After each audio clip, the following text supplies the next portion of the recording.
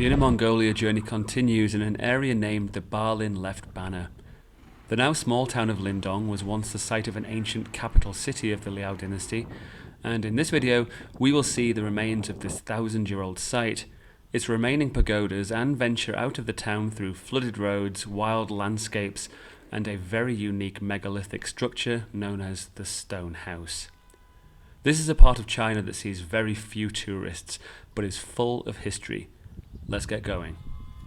Welcome back, guys. We are going pagoda hunting today and also looking at, hopefully, the ruins of an ancient capital of a dynasty of China, which is not a very visited place. It's just a couple of kilometers outside of a little town called Lindong, which is in the Bairin Left Banner of Inner Mongolia. And as you can see, not really sure where we are, but there's a pagoda right in front of me.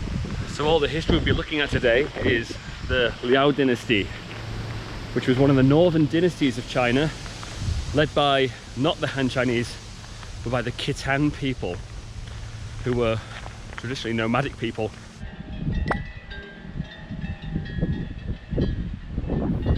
Okay, so the crazy wind here made most of my footage unusable, but what a place to begin this trip into the Liao Dynasty. Two pagodas remain here at the site of one of the ancient Liao Dynasty capitals, and this one, the South Pagoda, was built in 1043, and the style is what you call a densely eaved pagoda, a common design in this part of the world 1,000 years ago. The views up here are great, and it was super quiet. I only saw a couple of people while I was here who very kindly helped me take my thumbnail photo for the video. Good start to my day here in Lindong. Got a few other things I want to look at. So we're going to head back into town. The actual ruins of the city and another very nice Liao Dynasty pagoda are in the middle of the town, which is quite nice. So dead easy to get to. The town itself is not that easy to get to. I mean, if you look at the map, it's quite a long way from anywhere actually. That's Inner Mongolia. You know, one thing I've learned about this trip that I've been on for the last couple of weeks, unlike everywhere else in China, which is so easy and get everywhere, you know, like high-speed trains and stuff.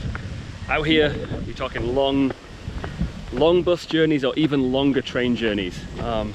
It's just a vast land in Mongolia, but the rewards for doing it are right there, you know. Get a lift in the town by a very nice gentleman. A fella in a van picked me up and gave me a lift to the end of the road. It's quite nice of him. Still, there's no cars here. I just tried to call a car on my app and there's nothing. So let's walk here. This is the North Pagoda, and I suppose like the South Pagoda, it's had work done on it. I think it's had a lot of work done on it by the looks of things over the years. But nevertheless, it's still regarded as a Liao Dynasty pagoda. Its basic foundations are still Liao. And they found all sorts of interesting things when excavating this area, which are in the museum, which I'll have a look at a little bit later, I think. Well, it's not the most special pagoda I've seen by a long way, and in comparison to other Liao Dynasty pagodas I've seen, obviously it's quite low down that list. Nevertheless, it makes my list, and I don't know, I quite like that there's no fanfare with these places, you know. It's like, I'll show you where I am, obviously. Just, I don't know, in a little street on an alleyway somewhere. I like that. Right, we're just back in town, kind of. And just next to me are the walls of the old capital city. I don't know how you get in, but let's try and find out. I got a taxi. My taxi driver said, yeah, just walk in, like wherever you want. It's all, you know, it's not like a tourist site. You just walk into it. So I'm looking for a hole in the fence, I guess. So it's just like a park now for people in the town to walk around. The town is right there, by the way. Like, there's no travel time or distance to get to this ancient ruined capital. The Liao Dynasty was formed by the Khitan people, a nomadic group who by the 10th century were the largest and most powerful in the region. Lasting from 916 until 1125, when they were replaced by the Jurchen Jin dynasty, the Liao constructed 5 capital cities from which their empire was run. This site was the first of the 5, being founded in 918 by Abaoji, the first Liao Dynasty emperor.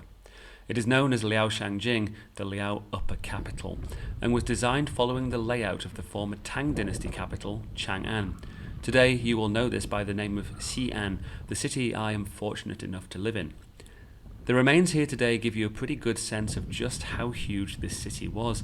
The importance here, similar to Xanadu, was the shift from a nomadic or semi-nomadic people to a city lifestyle, taking huge inspiration from the very people they were conquering. Following the Jurchen takeover, the city was again conquered by the Mongols in 1214 and utterly destroyed, never to return to its former glory. So the outer walls are almost complete. You can see them all the way around the edge. This was obviously the city interior. It was massive. I feel like it was bigger than Xanadu, to be honest. And to be honest, there's more to see here than in Xanadu, and it's older. The difference is, I don't think anyone really comes here. These are obviously people walking around. You see, they're just local people. This is a park for them, I suppose. And it's a very nice place to have a walk, isn't it? Take your dog or ride your bike. But I think, as far as visitors coming here, few and far between, really.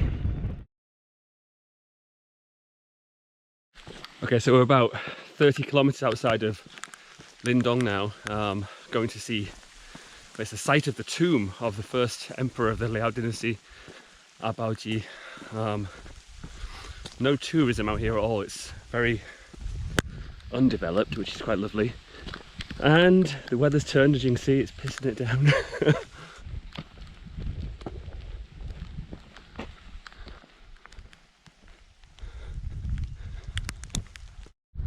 Now this is interesting. It's a stone megalithic structure. It's just 7 huge pieces of stone. Well, this kind of structure is called a dolmen. Stone megalithic portals, basically one entry buildings. Very rare though, and kind of unusual. As you can tell, I mean, it looks nothing like any Chinese building you will ever see. Now the interesting thing is the doorway is actually in the shape of a Chinese character. That is Gong. Very weird. It's super weird. I like this stuff. Let's go and have a little look around the back.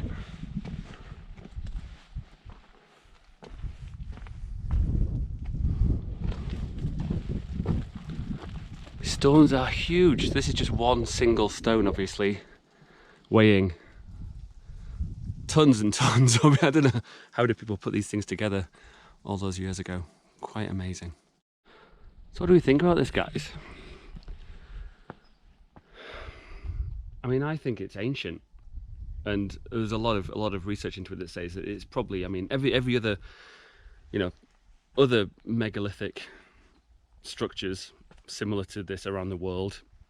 Very strange that they're spread out all over the world, isn't it? They are Neolithic, 3, 4, 5, 6,000 years old. I wonder, well, whatever these megalithic structures were built for, however long ago, at the moment it's giving me a nice break from the rain. Can't complain. It's quite a peaceful place, this. These huge stones. It's vast. So the whole place is just made of seven megalithic stones. 1, 2, 3, 4, 5, 6, the roof, and I assume this is 7. Very unusual. Now there is a chance that this is the oldest thing you've ever seen on my channel. What do we think? I mean, it's all carved out very beautifully, isn't it? I think it's kind of wonderful. And it's unusual that, if you go to somewhere like Ireland, they have very similar things to this, a world away. I think it's quite marvellous. Interesting. Anyway, let's keep going. Right, we're going to leave our stone house. It's not a house, but it is known as the stone house though. And we're going to keep moving on. Hopefully we can find the tomb of the first emperor of Liao. Feel very... Look at this place. And there's no one here. No one at all. Getting out to these places is not easy. If you did public transport, I think it would take you a day to get to any of these places. So what I did, because I'm not driving myself, obviously, I met a taxi driver yesterday and gave me a lift somewhere, and he was a nice guy, so I got talking to him and basically arranged like half a day from morning to whatever, like 1 p.m, something like that. He'll basically just go anywhere you want, and I'm paying about 200 renminbi, which I think is reasonable for like 5 hours.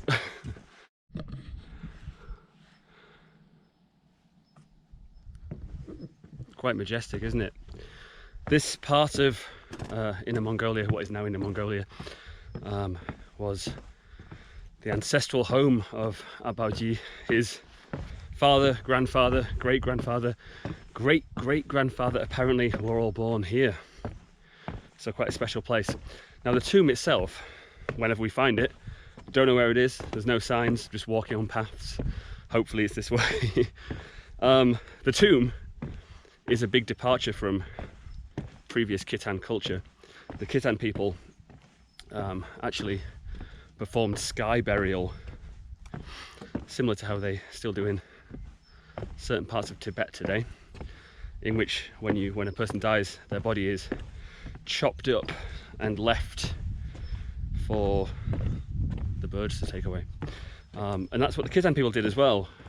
So, you know, building an underground tomb is a big departure from that, and it was just one of many things that I think that Abaoji did, which brought his people kind of more in line with, I suppose, a Han Chinese world.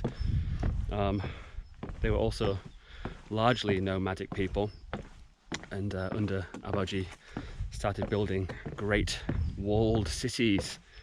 He built 30 walled cities in his time, and again, big departure from, you know, this kind of rural lifestyle, nomadic lifestyle. In some ways kind of similar to Kublai Khan, again settling down and building big cities.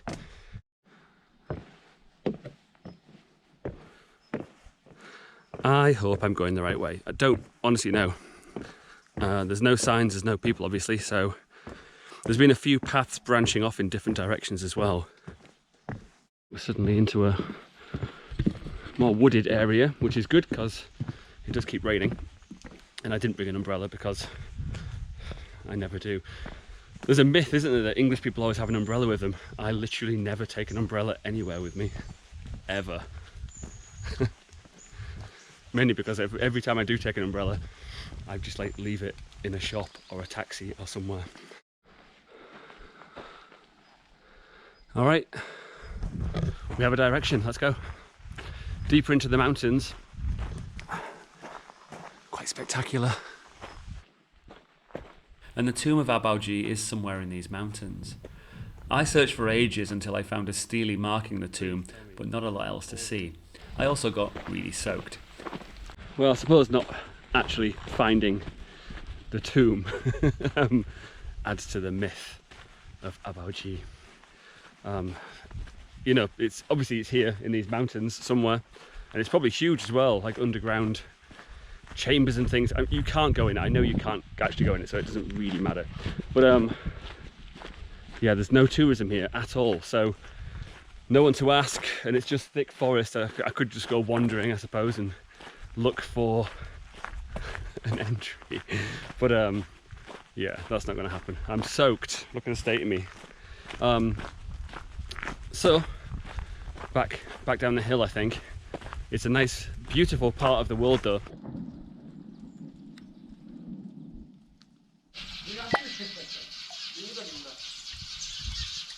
All right, so we've made it. I borrowed an umbrella from the boot of my taxi driver's car.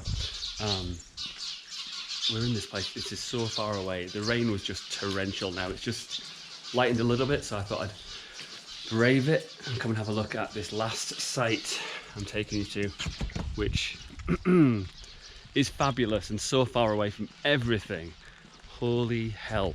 My taxi driver had never even heard of it, and has never been here obviously, and was just like, where the hell are we going? Let me show you.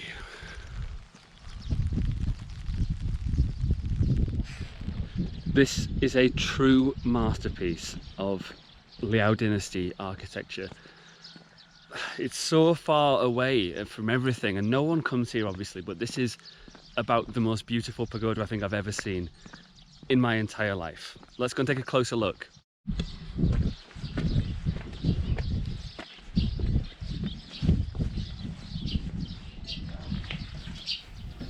The Qingzhou White Pagoda dates to 1049, is 64 metres tall and is absolutely mesmerising. The area around the pagoda is the resting place of 3 Liao Dynasty emperors, those being Emperors Sheng, Xing and Dao. This pagoda is considered the height of Liao Dynasty stone artistry, and it is decorated top to bottom with images of the Buddha, bodhisattvas and various animals. The Liao really built exceptional pagodas. Between this and the wooden pagoda in Yingxian County, which was built only a handful of years later, I struggle to think of more magnificent structures in China. This is not a particularly easy or convenient place to get to, and part of me hopes it stays that way. This is a true gem. So it was built between 1047 and 1049, and it's a 7-story pagoda. As you can see, there are doors all the way up it. You can't climb it. Actually, you could never climb it because they're actually false doors. You could walk, now obviously this is as close as we can get right now, but you could before get into the first floor, but that was it. Unlike a lot of hand style Chinese pagodas that you could actually, they had interior staircases you could climb. A lot of the Liao pagodas didn't, very different style. I think this is just the most amazing thing I've ever seen. I say that a lot though, so you know. Look where it is as well. There's no tickets, no nothing here, you know. There's a little kind of a village over there. I'm not sure what's going on in that place. But I've got to get heading back now, I think. My driver did not expect me to be going this far. And this is where I'm going to leave you. I'm going to head back into Lindong now. I hope you enjoyed the video. Some just marvellous old Liao Dynasty history around this part of China. So stay safe guys, and I'll see you next time. Bye bye.